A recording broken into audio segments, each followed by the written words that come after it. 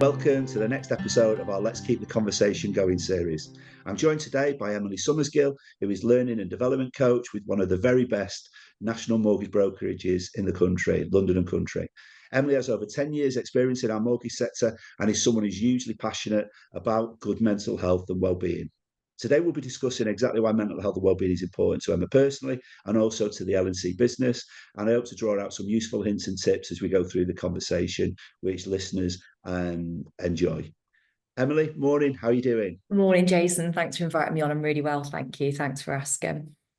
Thank you for joining, genuinely. And with the series, so again, we've got a number of these episodes now, and I start at the same point each time, if that's okay. And it's really just a whistle-stop tour of your career. So I know you've been at London and Country for a number of years, and it's really just understanding your background, really. Yeah, absolutely. So I'm very much L&C through and through. I fell out of university having studied chemistry, concluded after 4 years the lab coat life was not for me, and really, like many of us, stumbled into the world of financial services because I had a friend that worked here. So I started off as a trainee mortgage and protection advisor, did that for a couple of years, and then took the leap into management, so looking after those in the role that I'd been in. And then I was really lucky, sort of 3 years ago, post-COVID, to move into the learning and development side of things. So onboarding individuals, doing that initial training with them, and then working with them to coach and development them all the way through the rest of their L&C careers.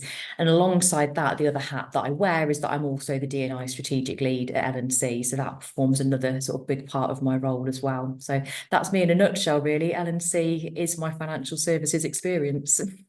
Amazing, and it's a great business, and I think in my previous roles I've dealt with different members of the leadership team, and I know culture is a really important part of the business. It's part of the DNA. But I suppose I'm interested in understanding where your passion for mental health and well-being actually comes from. So probably just interested in your own personal view, and then maybe just expand a little bit into the culture and why it's so important for L&C. Yeah, absolutely. So it's a subject that's really close to my heart, Jason, because, speaking completely candidly, that's the point of these conversations, is my own mental health is something that I've spent the majority of my adult life having to get to understand and to learn how to manage. So I do struggle with anxiety and depression. I've had time off work as a result of it. I've had therapy as a result of it. But for me, really, the past sort of 15 years is about me getting to understand myself and how work can be a really positive part of that, but how it can also be, a real negative if I don't manage that well. And that really feeds into the wider culture of L&C. Is we want it to be somewhere that people want to work. We've got fantastic people in the business. We want them to stay with us. And a lot of that is then about making a culture where people feel included, hence the D&I hat that I wear. And we've got lots and lots of support from all levels of the business there. But mental health is something that we are really, really passionate about, and something that the current CEO, we've got a new exco, new board, all mostly quite recent sort of additions, all have come in really, really passionate, really, really sort of flying that flag for positive mental health and well-being, because it's the right thing to do. Yeah, if you've got good, stable, steady, happy employees who want to come to work, but the stresses of our jobs are recognised, that's only going to be a good thing for the business going forward. So yeah, for me personally, massively important for me, and I want people to be able to feel happy and comfortable at work and with their own mental well-being as well. Amazing. And we'll talk about maybe some of the coping mechanisms you've personally used in a few moments. But I'm interested in, I suppose, why we think maybe mental health and well-being has been a taboo subject. So we're seeing, very encouragingly, we're seeing some real impressive leaders within our sector actually stepping forward and actually sharing their stories, that that they've had times where it's been incredibly challenging. It's okay to not be okay at times, which is great. Great to see. And we're seeing some leadership within the firms and the businesses that these people operate, also demonstrating some brilliant support when things are raised. Why do you think it's been such a taboo subject over many years? Yeah, and it's great that we're recognising that it has been a taboo, because that absolutely has been the case. And again, if I speak from personal experience, I didn't used to talk about my mental health. I used to take, time off with migraines, but really that was actually my mental health that was making me physically unwell. And speaking for myself, the reason I didn't talk about the fact that my mental health was, causing the issue was because I didn't want to be perceived as weak. I didn't want it to be seen that, she's almost making up something being wrong for shirking responsibility or not being in the workplace, or, just can't handle the workload. It's nothing to do with that at all. You wouldn't have those thoughts about somebody with a broken wrist. And yet, certainly historically, that mental health, because it's not visible, because it's not tangible, absolutely, I think there was a real taboo around it, you being weak and not able to do your job. And we have to be honest that there are still those opinions out there. Hopefully we're starting to really reduce them down, but there's absolutely, for some people, they won't be comfortable talking to their employer about it. And that's why these sorts of conversations are so important, to educate employers and employees about how to navigate what is a really complicated world. And you're right. I think those non-visible signs are easy to sorry, are difficult to to actually spot, aren't they, if it is non-visible. And I think absenteeism people talk about, but I just wonder how often you were in work but not really present. That presenteeism. Yeah, yeah. And again, I think we've seen with one of the chaps who's a big um, advocate of what we're trying to do, is broadcaster and media personality Clark Carlisle, and he really honed in on the presenteeism point during when he was actually assessing and providing some feedback on the surveys we did earlier on in this year, and it was a real eye opener for me, because look, I'd only ever associated poor health, whether it was mental or physical, on absenteeism, and not really thought about the presenteeism. But it's a real it's a real aspect to mental health, isn't it? Absolutely. That being there, but not having, your head in the game is absolutely an issue. And I think it's something that a lot of us are really guilty of, particularly in this industry where there are stresses, there are deadlines, and there are clients waiting on things from us and colleagues expecting things from us, is that we feel we have to be in. And by doing that, we actually make our own health worse, where actually, if we'd just taken a bit of a step back, potentially could have sort of nipped it in the bud a bit earlier. Agreed.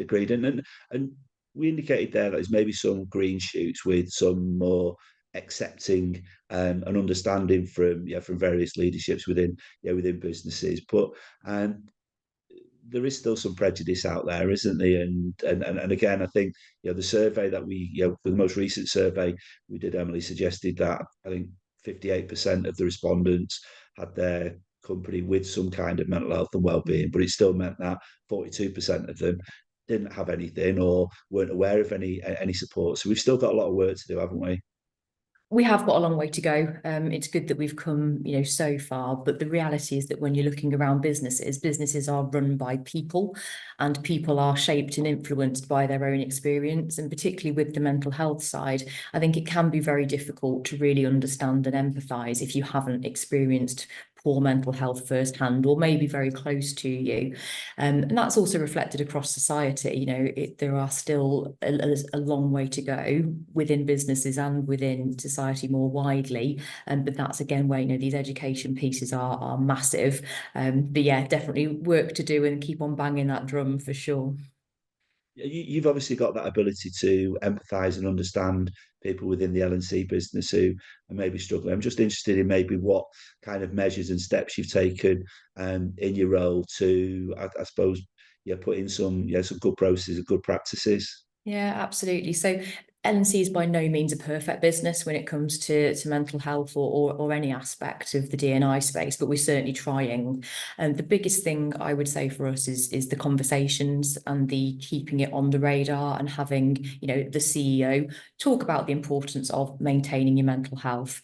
But from an actual sort of tangible things that we have done point of view, beyond, trying to keep it in the open and make it, you know, a conversation that can be had, we've prompted on our review forms for there to be a question relating to what more do you need from me? Yeah, is there anything that we should be talking about? And that is then down to the team manager to structure that conversation, knowing their employees. But by putting it on a review, it does force that reminder of it's not just about work. Yeah, reviews and one-to-ones and PDPs are not just about numbers and targets. They're about the individual, because it's the individual that's going to deliver on those expectations. So that's been a really positive move and prompted conversations. We have got an employee assistance program as well, which again, we're really trying to promote, because it isn't about having poor mental health necessarily. It's about maintaining your mental health. Yeah, we all have mental health we need to look after, the same as we do physical. Yeah, we know we need to eat our 5 a day and shouldn't drink too much alcohol as we go into Christmas, and we should do our exercise. But what a lot of us don't know is how to manage our mental health. So the EAP and the app that comes alongside that has been really, really useful in promoting that side of things as well. We were very fortunate that a member of our exco was open to talking about his experiences with physical and mental health. I think it's really important to acknowledge you know, the link between the two. So he did a really great interview and conversation with one of my colleagues, which again keeps it on the radar, keeps people engaged with it from that side of things. And one of the things we've recently trialled and are just launching at the moment really is introducing positivity planners. Now, that's not a one size fits all and everybody's getting one, but when it comes to those feelings of being overwhelmed, actually having something like a journaling tool, particularly if it's the first time that you've experienced or acknowledged poor mental health, that can be a really sort of user-friendly gateway into coping strategies and learning your own mental health and how to manage it. So lots and lots of good things happening, but importantly for us, it's about using the D&I group, which is made up of everyone across the business. There's no hierarchy involved. It's people who want to come and express opinions. It's about engaging and listening to them and what's being said outside, and making sure we know we're not done. Yeah, we know there's still more to be doing, and being open and receptive to that's going to be massive. It's terrific. And look, I think the you know, the link to probably what you're saying there is people do wear different masks, don't they? And I was going to use you know, peeling back the onion, but it doesn't quite work with my my mask comparison. But I think ultimately unraveling the layers so we can actually get to how people how someone really feeling is really crucial. And it's great that you've obviously provided this guidance and this framework to your management team. But what kind of things would they spot as maybe being early signs that things aren't quite right? So being able to recognise that's really important, which is one of the reasons that for our managers and mental health champions, we've put them all through the Mental Health First Aid England training, because that's a fantastic way to get some understanding of mental health if you haven't experienced it yourselves. From a management point of view, I think a lot of people who first start experiencing mental health, it can be that feeling of being overwhelmed. Sort of, again, if I think about my personal experience in my 20s, truthfully, I thought this was what being a grown-up was like. I thought, you know, this is how I'm going to feel forever. This is just what being an adult is about. Actually, that feeling of being overwhelmed and not able to cope and it being out of control is a natural response to being busy and to being a grown-up and having a lot of responsibilities, but it's acknowledging that it's not always the way that you have to feel. I think for managers, when they're speaking to their team, firstly, you've got to have the trust there. You've got to have built a relationship whereby, you know, individuals feel comfortable. But those comments of feeling overwhelmed, if somebody is not performing to the level you'd normally expect, yeah, it doesn't necessarily mean that their numbers have fallen off a cliff or their standards have fallen off a cliff, but that their work isn't the quality you would expect. Yeah, again, it can be that people are coming in later, can be an indicator that that's, you know, they're struggling, you know, maybe they're not starting on time, but the opposite can be equally true. And that takes us into that presenteeism, really. Actually, if you've got people who seem to be working longer and longer days, they're probably trying to, you know, catch up and compensate. And that's healthy. And we all have to put the hours in sometimes, but it's trying to recognize, is this within the normal realms of what I've experienced of this person? Or could this be compensating for something else? But there isn't a one size fits all. It's impossible to say, you know, exactly what to look for, but it's about understanding your people is going to be the key to that and Really good spotting the point. differences. It is a really good point. And I think, the sector we work in, it's such an incredibly emotive journey we take a customer on, and we go through with each application we try to get through to Absolutely. completion, isn't it? There's no, again, perfect pathway to completion, and there's always going to be some bumps in the road. So it's a challenging environment we work in, and just that anxiousness and that feeling of being overwhelmed. I'm just, I suppose, interested, and I'm sure it'd be useful for anybody listening to understand maybe some of your own. Because again, I think I know everybody's different. Everybody's got their own ways of, dealing with, with challenges. And I think one of the real beauties of the series we've had here is, everybody is different. So I think the amount of coping mechanisms that we're getting out into the arenas for people to consider is massive. But what's worked for you, and what continues to work for you? Yeah, so for me, it's a cliche, but exercise is a really big thing. I'm certainly not sitting here and saying, exercise is an antidepressant. It isn't, but not exercising for me absolutely feeds into those feelings of anxiety and depression. And I'm really strict about what I do. I know a lot of people would think that, maybe it borders on obsessive. For me, it's healthy that I am very disciplined in that I do exercise 5 times a week. I go and lift some heavy things in the gym, or I get outside and go for a run. And I don't do that to look good or for the health benefits, although hopefully they'll come as well. But that for me is all about the headspace and clearing my mind, and getting myself into a good place. And for me, one of the sort of coping strategies is really me thinking about not what I would say to myself when I'm in, sort of a place of anxiety or feeling overwhelmed or overwrought, because we very often say the least kind things to ourselves. We can be really, really hard on ourselves as individuals. So when I am feeling in that sort of space, I'll try and flip it. And I think, what would I say to my friend if they're in this situation? And I would never say any of the terrible things that I would say to myself to another individual. So that's been quite a big sort of coping strategy for me. But it is about the physical health link as well. So eating well, again, busy. We've got clients and colleague deadlines we're meeting to. So we work through lunch. We don't take that break. We don't eat properly. We live off coffee and Red Bull. It's not healthy. It's not good from a mental health point of view either. And talking. Yeah, it's easier said than done, but I'm very fortunate that I've got a great friend network whereby we're all quite open about what we experience. And actually, I don't necessarily need support from them, but it's just nice to have that soundboard to be able to speak to. So yeah, exercise is a massive one. Being able to talk to people, and trying to keep things in perspective and being a bit kinder to yourself a lot of the time. But I mean, they're excellent. They are, and kind of in line with what we see with the survey. And I think, when we look at the importance of sleep, the importance of exercise, the importance of relationship with partner always features highly. I think one of the things that Clark came, always surprised that wasn't on there was, which is something I'm seeing more with these conversations, was, the number one priority for him was actually counselling. So he had professional help that he still has, even though he's the best he's ever been. He still has professional help, bi-monthly or quarterly, and uses it almost like a quarterly MOT.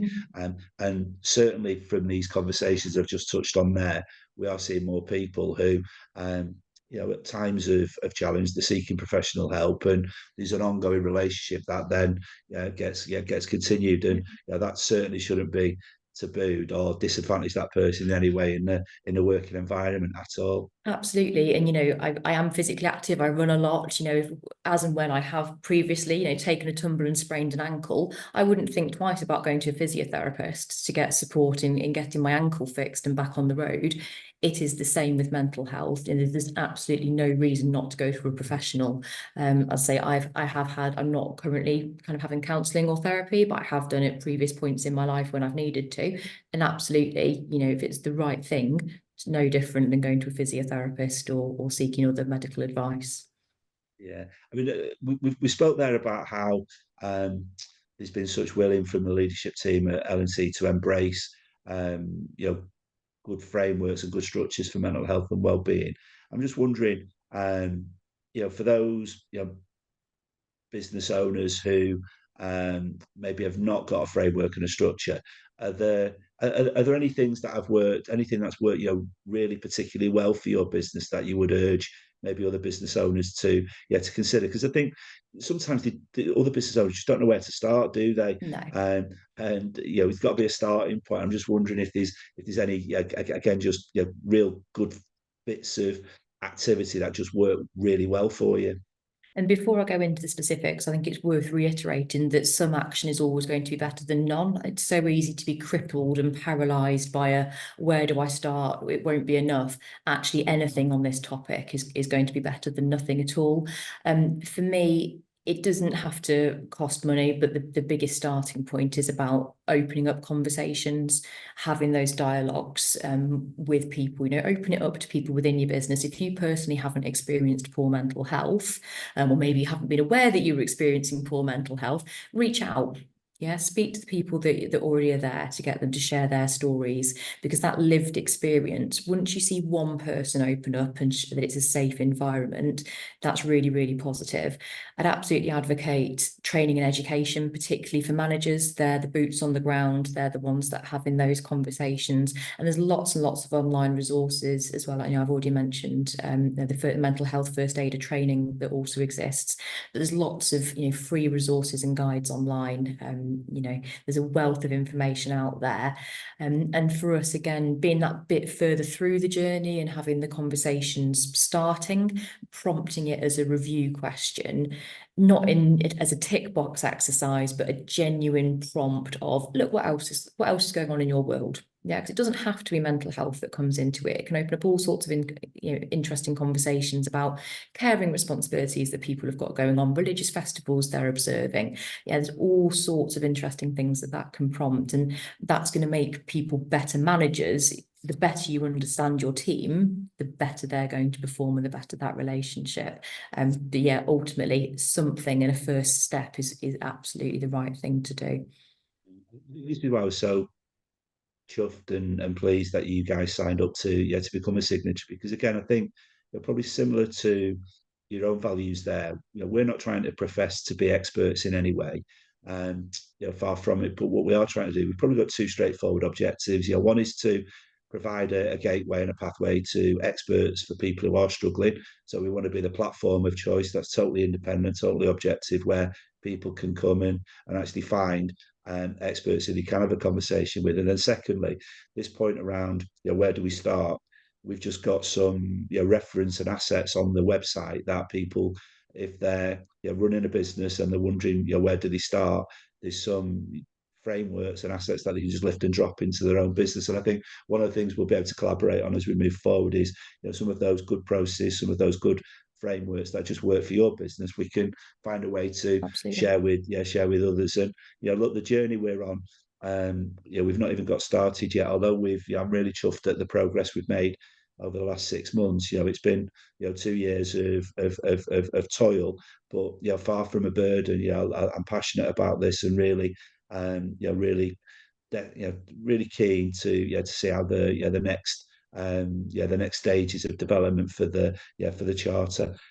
Just wondering if there's any questions that that maybe I've not asked that maybe I could have asked, or also if there's maybe just some points that you'd have liked to have maybe got over today that I've not managed to extract during the conversations, because again I know this is something, as you've said, that has affected you personally. I'm dead grateful that you've shared so honestly, and I do think those coping mechanisms and the journey you've gone on is really valuable for others. But was there just anything else that maybe I've not asked that I could have asked, or anything else you wanted to get over? I think the sort of the summation for me is that mental health is absolutely part of something that we all live with, and you don't have to be mentally ill to take care of your mental health. And I think we all need to be very mindful of how much we have going on. We all have responsibilities to our clients, our employer, our partners, our parents, our families, our children. And so very often we forget the responsibility that we have to ourselves to take care of us first. It's very much like they say on the flights, isn't it? In the event of an emergency, please fit your own oxygen mask first before helping others. Absolutely that. You can't pour from an empty cup. Yeah, you've got to look after yourself to be able to give of yourself to other people. And that has taken me a long time to learn and to understand. And it's about sometimes actually taking a step back and thinking, well, what can wait? What can just wait that extra day, maybe 2 days, so that I can focus on getting myself into a better place. That's not about stopping everything, but it's about learning, actually, there'll be something that can wait, and that's easy to lose sight of a lot of the time. Well, that's brilliant. And again, it's kind of on point with a couple of the most recent episodes we've done where that priority on me time and that priority on looking after yourself. So that focus you've got on the physical exercise and being disciplined to stick to the commitment you've made to yourself. Um, is something that I think I could certainly follow. I slip in and out of the physical exercise, but I need typical salesperson. I need end state goals to aim for. So in the past I've done triathlons, which has forced me to get fit, and next year I'm going to do a charity walk, which is going to be 7 marathons over 7 days. Wow. Forces me to get fit, and you'll be welcome to join some segments of that as we roll it out. But I need those targets to for me to have the focus on the fitness, but that rest and that just looking after yourself is really crucial. And what next then? So in terms of so you've there's a framework in place. The culture has a focus around mental health and well-being. You've become a signatory of the charter, which is said I'm really chuffed with. How do you see this mental health and well-being focus playing out within L&C maybe over the next 12 months? Yeah, so we're really keen to do a lot more work in the D&I space as a whole. And one of the sort of focuses moving into next year is really getting the whole of our business understanding and on board with that, because we have 3 physical locations plus a remote working sort of population as well. And what we probably need to work a bit harder on and focus for the coming years is how we engage with the remote workers that bit better. We're trying, we're doing some good stuff. We're sort of certainly learning, like most businesses are. But for me, that's how we manage the well-being of remote workers, because that brings its own challenges and its own mental health burdens and drains. Particularly seeing what we can potentially do more in that space is big, and also encouraging more stories to come out. This is the start of it. We're doing well, but very much recognize that the more people we can talk to and engage with, the more best practice we can share, the more tools we can put in place. So keeping our ears open is probably the easiest way to sum up our current strategy. Being open, recognizing that we're not done, that we've still got places we can go with this. Absolutely. And look, as I said at the beginning, really grateful for you becoming a signatory and participating. Thank you for joining today and sharing your personal experiences and those coping mechanisms, which I know people will embrace. And look, have a successful 2024. And many thanks for joining me today. No, it'd been a pleasure, Jason. Thanks for having me on. Really appreciate it.